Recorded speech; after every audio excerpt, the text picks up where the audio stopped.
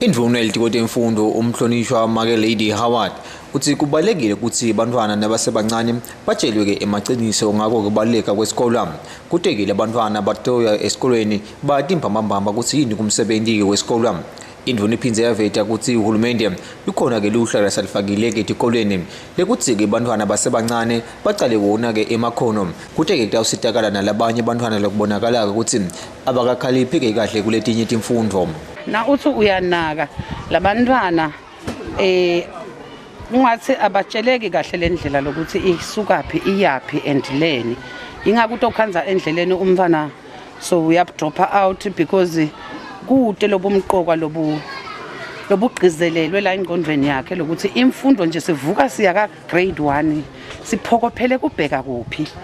Ngicabanga ukuthi kumcoka ukuthi bamfana bathi lokuthi sifundzela ukuthi sitayicede primary singene high school sisuke high school siyelela kufunzelwa khona bese sesiyahamba sesiya emisebenzini ibe clear lendlela lokuthi lomfana utahamba kanjani bese ke nathi thina lesisebenta yona lemfundo sizame lokuthi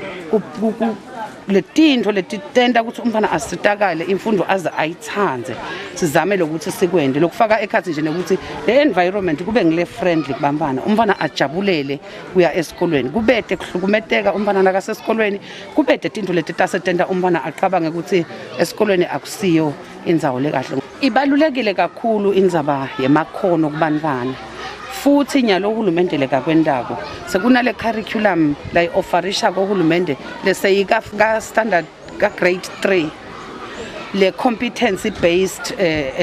curriculum lena lenaka lelikhono lalomfana kusukela amncane akhule ngalo likhuliswe kanye naye lelikhono solo lipolishwa aze awuphuma etulu umfana asebenza nje lelikhono lakhe lokuleka interested kuko nalokuleka nelikhono kuko lokwenda ukuthi lo mfana ayithokotele imfundo ajabule kuba sesikoleni nalokuthi nje uyabona ukuthi ngalamakhono sengiyakhona nyalo kwenda ukuthi sengiyakhona kutendela ukuthi indvuna ithithe kusemgomeni wahulumende ukuthi ende lokho ke lokufanele ukuthi abantwana bajabule nabaya khona ke esikolweni lokufaka ekhatsi ukuthi bona ke abantwana baphekelwe etikolweni. Elinzameni emsakato yeSiswati channel nginkerika Lus ngamanzini.